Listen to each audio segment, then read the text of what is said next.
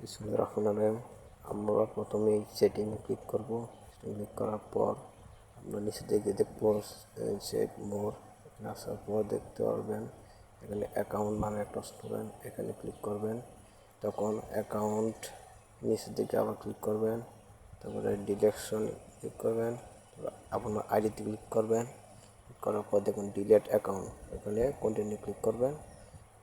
One Facebook ওইখানে click করবেন। Click করার পর আবার ওইখানে কন্টিনিউ বাটন ক্লিক করার পর দেখুন পার্মানেন্টলি ডিলেট অ্যাকাউন্ট নিচের দিকে আসবেন। আসার পর আবার কন্টিনিউ ক্লিক করবেন।